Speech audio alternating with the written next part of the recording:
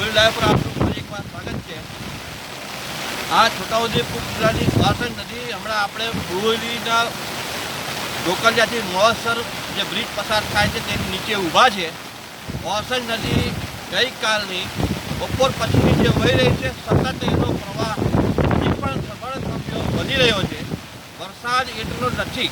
છોટાઉદેપુર, કવાંટ, જેતપુર સહિતના તમામ જિલ્લા અને ઉપરવાસમાં લગભગ 1 ઇંચથી લઈને 5 ઇંચ વરસાદ સવારે 6 વાગ્યાથી પડ્યો છે। છોટાઉદેપુરમાં 5 ઇંચ વરસાદ પડ્યો છે। બીજા વિસ્તારમાં થોડો ઓછો વરસ્યો પણ વાસણ નદી ઉફાન પર છે।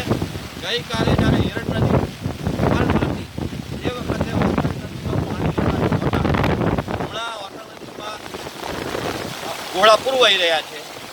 ડભોઈ પાસે ચાંદોદ નર્મદાનું સંગમ સ્થાન આવેલું છે। ત્યાં આ સંગમ સ્થાન પર આ વાસણ નદી મળે છે। આપણા નર્મદાના ડેમના દરવાજા ખોલેલા છે, જેને લીધે કરી નર્મદાની જળ સપાટી વધી છે। નર્મદામાં આ વાસણના પાણી સમાવેશ થતા નથી એ અંગે ગઈકાલે બોરી લાઈવ દ્વારા અપડેટ આપવામાં આવ્યું હતું કે આવું થશે તો અહીંયા જિલ્લાવાસીનું શું થશે, વાસણ નદી નહીં પડે તો 2 કાંઠે વહેતી રહેશે અને એ જ આગાહી હતી અને એ આપણી જે માન્યતા હતી, આપણી ધારણા હતી એ પ્રમાણે આજે પણ વાસણ 2 કાંઠે વહી રહી છે। ઉપરવાસમાં કવાંટ વિસ્તારમાં અવિરત વરસાદ ચાલુ છે, ત્યારે આપણે આ દ્રશ્યો દેખીશું વાસણના। અહીંયા વાસણ નદી 2 કાંઠે પણ વહી રહી છે।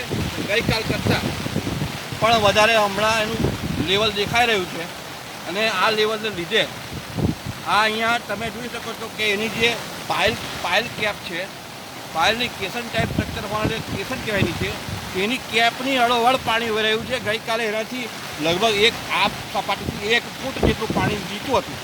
આજે સપાટી વધી ગઈ છે અને એ સપાટી વધવાને કારણે જે નદીમાં ઘોડાપુર આવ્યા છે અને ઘોડાપુરના દ્રશ્ય આપણે જોઈ શકીએ છીએ। આ કન્ડિશન હમણાં છોટાઉદેપુર જિલ્લામાં ગઈકાલ કરતાં પણ વધારે ખરાબ થઈ છે। હિરણ નદી હમણાં ઉફાન પર નથી। ગઈકાલે રાતે પાણી આવ્યું હતું, સતત 3જી વાર આવ્યું હતું હિરણ નદીમાં। હમણાં પાણી શમી ગયા છે પણ પાણી ફરી પાછું આવી શકે એવી સંભાવનાઓ ટાળી શકાતી નથી। જ્યારે આજે પણ ભારે વરસાદની હવામાન ખાતાએ આગાહી કરેલી જ છે, તો છોટાઉદેપુર જિલ્લામાં જે ઉચાટમાં છે, લોકકિનારાના ગામો પણ ઉચાટમાં છે। હમણાં સુખી ડેમના દરવાજા ખોલવાની છે વાત આવી છે।